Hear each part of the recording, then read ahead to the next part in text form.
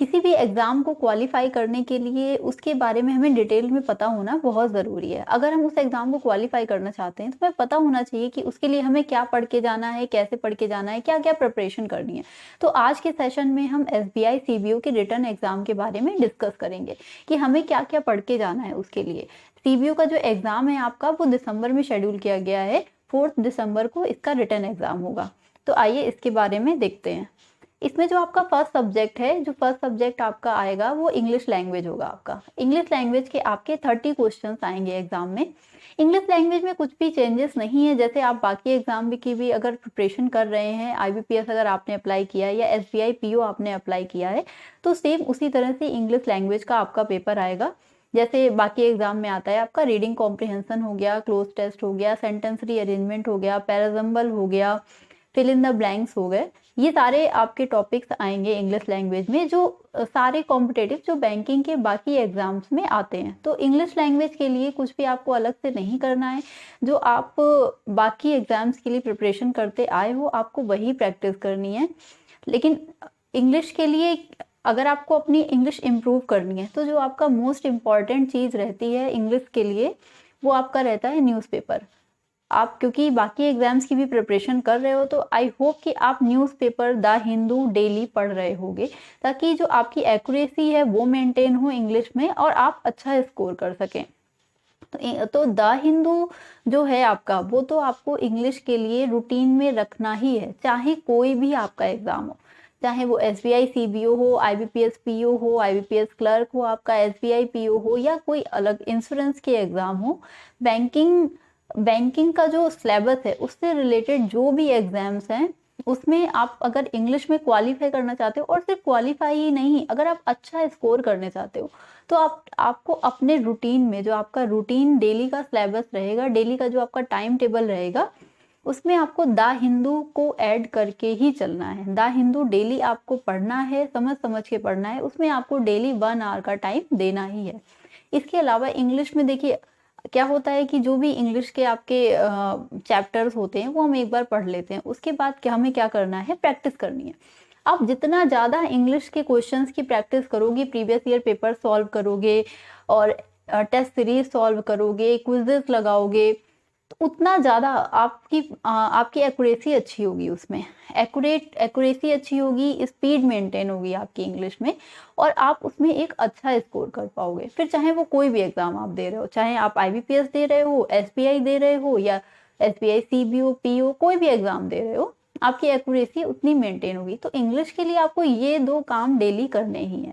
पहला ये कि आपको डेली आपको द हिंदू पढ़ना ही है। द हिंदू का एडिटोरियल मोस्ट इम्पॉर्टेंट है, सबसे ज़्यादा इम्पॉर्टेंट रहता है द हिंदू में जो एडिटोरियल आता है। तो सबसे पहले जब आप न्यूज़पेपर उठाएंगे तो आपको एडिटोरियल ही पढ़ना है 1 आवर के बाद। अगर इसके बाद आपके पास टाइम बचता है तो फिर आप बाकी पेजेस द हिंदू में पढ़ सकते हैं।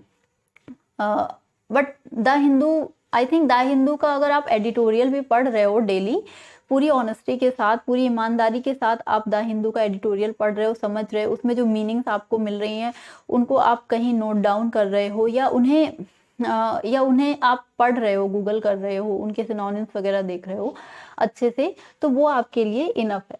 द हिंदू का एडिटोरियल अगर आपने पढ़ लिया और डेली प्रैक्टिस कर लिया तो फिर इंग्लिश में अच्छा स्कोर करने से आपको कोई नहीं रोक सकता है। बट ये दोनों चीज़ें आपको पूरी ईमानदारी से करनी ही पड़ेंगी, तभी आप इंग्लिश को क्वालिफाई कर पाओगे किसी भी एग्ज़ाम में और अच्छा स्कोर कर पाओगे। अब आजकल के जो एग्जाम्स आ रहे हैं उसमें आपको किसी भी सब्जेक्ट को केवल क्वालिफाई नहीं करना है। अब वो दिन चले गए जब आप किसी पर्टिकुलर सब्जेक्ट को, अगर जैसे इंग्लिश आपकी नहीं अच्छी है तो आप बस उसे क्वालिफाई करके बाकी सब्जेक्ट्स में अच्छा स्कोर करके ओवरऑल आप उसमें मार्क्स ला सकते थे। बट अब आज के टाइम पे ऐसा नहीं, आज के टाइम पे आपको हर सब्जेक्ट में उतनी ही मेहनत करनी है और अच्छा स्कोर करना है। केवल क्वालिफाई करने के लिए उसको नहीं पढ़ना है, आपको अच्छा स्कोर करना है। जब आप डेली प्रैक्टिस करोगे, डेली द हिंदू पढ़ोगे, तो फिर आपकी इंग्लिश इम्प्रूव होगी, आपकी एक्यूरेसी इम्प्रूव होगी और आप एग्जाम में अच्छा मार्क्स उसमें लाओगे। सेकेंड आपका जो सब्जेक्ट रहेगा सीबीओ में वो आपका जनरल अवेयरनेस का रहेगा, जनरल अवेयरनेस प्लस इकोनॉमी।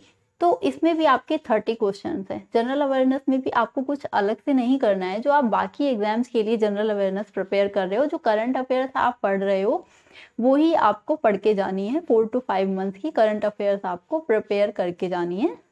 साथ में आपको बैंकिंग पढ़ के जानी है, जो बेसिक बैंकिंग हम IBPS PO और SBI PO के लिए पढ़ के जाते हैं वो आपको पढ़ के जानी है, और स्टैटिक्स पढ़ के जानी है।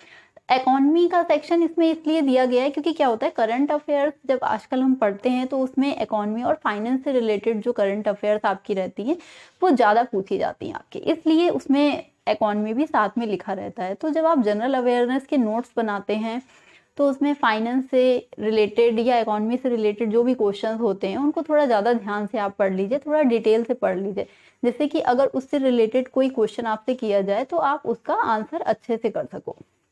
ठीक है, तो जनरल अवेयरनेस के लिए आपको डेली हमारे यहाँ हमारी वेबसाइट पे डेली करंट अफेयर्स आती है, आप उससे नोट्स बना रहे होंगे। अगर आप उनको अच्छे से पढ़ के जाते हो 4 to 5 मंथ की करंट अफेयर्स, तो आपको जनरल अवेयरनेस में कहीं भी प्रॉब्लम नहीं आएगी। आप करंट अफेयर्स के क्वेश्चंस अच्छे से करके आएंगे और सही करके आएंगे क्वेश्चंस। ठीक है, तो जनरल अवेयरनेस का पार्ट आपका ये हो गया। अब थर्ड पार्ट आपका आता है इसमें कंप्यूटर एप्टीट्यूड, जो कि आपका नोटिफिकेशन में दिया हुआ है केवल। एक्चुअली क्या होता है, जब आप IBPS PO का नोटिफिकेशन देखोगे या SBI PO का नोटिफिकेशन देखोगे तो उसमें जो कंप्यूटर एप्टीट्यूड का आपका सेक्शन है वो आपका रीजनिंग के साथ दिया रहता है। रीजनिंग और ऑब्लिक आपका साथ में कंप्यूटर एप्टीट्यूड दिया रहता है। बट क्या होता है कि रीजनिंग के ही क्वेश्चंस आते हैं उसमें दिया, तो उसमें रीजनिंग और कंप्यूटर एप्टीट्यूड दोनों दिया रहता है IBPS PO SBI PO में। बट काफ़ी सालों से ये देखा जा रहा है कि कंप्यूटर के क्वेश्चंस आते ही नहीं उसमें, केवल और केवल रीजनिंग के क्वेश्चंस ही आ रहे हैं उसमें। कंप्यूटर बस नाम के लिए लिख देते हैं। अच्छा, SBI CBO में क्या हुआ लास्ट ईयर कि उन्होंने रीजनिंग लिखा ही नहीं है, उन्होंने नोटिफिकेशन में केवल कंप्यूटर एप्टीट्यूड लिखा है, बट एग्जाम में उन्होंने क्या किया, एग्जाम में उन्होंने रीजनिंग पूछ ली है। तो इसमें आपका लॉस कहीं भी नहीं है। रीजनिंग में हम अच्छा स्कोर कर लेते हैं, अगर हम प्रैक्टिस करके जा रहे हैं रीजनिंग तो हम कंप्यूटर से ज़्यादा रीजनिंग में स्कोर कर सकते हैं। क्योंकि क्या होता है, आपकी पजल्स आती हैं, डायरेक्शंस के क्वेश्चंस आते हैं, सिलॉक्स आते हैं, और कोडिंग डिकोडिंग हो गया, ये सारे बहुत ही स्कोरिंग टॉपिक्स होते हैं कि इनकी अगर आप प्रैक्टिस करके जा रहे हो अच्छे से तो आपका गलत नहीं होगा। आप डाउट में आंसर करके नहीं आओगे इसमें, आप जो भी आंसर करके आओगे इसमें वो कॉन्फिडेंट होके करके आओगे। अगर आपने कोई पजल पूरी सॉल्व कर ली है तो उसके 5 आंसर आपके पक्के हैं, कहीं नहीं गए, कोई गलती उसमें नहीं होगी। तो कंप्यूटर एप्टीट्यूड के कंपैरिजन में आप रीजनिंग में ज़्यादा स्कोर कर सकते हो। तो इसमें कहीं भी आपके लिए कोई भी घबराने की ज़रूरत नहीं है कि कंप्यूटर एप्टीट्यूड लिख के वो रीजनिंग पूछ रहे हैं। आप प्रिपेयर होके जाइए, रीजनिंग की प्रैक्टिस करके जाइए। वहाँ रीजनिंग के अगर 20 क्वेश्चंस आपको मिलते हैं तो आप 20 में से 20 स्कोर कर सकते हो रीजनिंग में। बट क्योंकि नोटिफिकेशन में उन्होंने लिखा हुआ है कंप्यूटर एप्टीट्यूड, तो थोड़ी बहुत कंप्यूटर भी आप पढ़ के जाइएगा। क्योंकि क्या होता है कि पैटर्न, अब वो टाइम नहीं रह गया है कि ये लोग पैटर्न फॉलो करते रहें, चेंजेस लाते हैं बीच में। कोई भी एग्जाम होता है तो बीच में चेंजेस लाना ये लोग पसंद करते हैं। तो आप कंप्यूटर भी पढ़ के जाइए और रीजनिंग भी प्रैक्टिस करके जाइए। आपको प्रिपेयर रहना है दोनों चीज़ों के लिए कि अगर वहाँ पे रीजनिंग आ गई तो आपको 20 के 20 क्वेश्चंस करके आने हैं, और अगर कंप्यूटर एप्टीट्यूड भी आ गया तो आपका पेपर खराब ना होने पाए। ठीक है, इसके बाद जो आपका लास्ट इसमें सब्जेक्ट आएगा वो आएगा बैंकिंग, जो बाकी एग्जाम से बिल्कुल अलग है। बैंकिंग में क्या है कि बैंकिंग में आपको जो आपकी पहली तो बेसिक बैंकिंग होती है, जो हम IBPS PO या SBI PO के लिए पढ़ के जाते हैं, वो आपको प्रिपेयर होके जानी है। क्योंकि क्या होता है कि कुछ क्वेश्चंस, छोटे छोटे क्वेश्चंस उनसे पूछे जा सकते हैं। अगर वो आप वहाँ आंसर नहीं कर पाए तो फिर जो अगर डिफ़िकल्ट क्वेश्चंस आ रहे हैं फिर उनको कैसे ही आंसर करोगे अगर आप इजी क्वेश्चंस को आंसर नहीं कर पाए। तो बैंकिंग नॉलेज में बैंकिंग तो आपको बेसिक बैंकिंग पढ़ के ही जानी है। और बेसिक बैंकिंग के लिए आप हेलो स्कॉलर में बैंकिंग का PDF डाउनलोड कर सकते हैं। उसमें आपकी बेसिक जितनी भी बैंकिंग रहती है, जिससे क्वेश्चन पूछे जा सकते हैं, आपको सारा मटेरियल उसमें मिल जाएगा, वो आप पढ़ सकते हैं। उसके अलावा जो बैंकिंग नॉलेज का मेन यहाँ पे मतलब है वो है आपका RBI से रिलेटेड जो सर्कुलर्स रहते हैं उनसे। तो आप आरबीआई की वेबसाइट पे जाके उनके जो भी सर्कुलर है, देखिए जब सर्कुलर से क्वेश्चंस आते हैं, चाहे फिर वो हमारा बैंक का इंटरनल एग्जाम हो, हमारा प्रमोशन एग्जाम हो या फिर कोई अदर एग्जाम हो, जब सर्कुलर से क्वेश्चंस आते हैं तो मोस्टली वो क्वेश्चंस पूछना प्रेफर करते हैं जिनमें अभी अभी कोई अमेंडमेंट हुआ है। जैसे कोई भी आपका सर्कुलर है, मान लीजिए कि आप प्रमोशन का ही एग्जाम देने जाते हैं, इंटरनल एग्जाम है आपका प्रमोशन का, और आपसे होम लोन के सर्कुलर से कोई क्वेश्चन पूछा गया, तो वो क्वेश्चन वहां से उठाते हैं जिसमें अभी कुछ रिसेंटली अमेंडमेंट हुआ हो।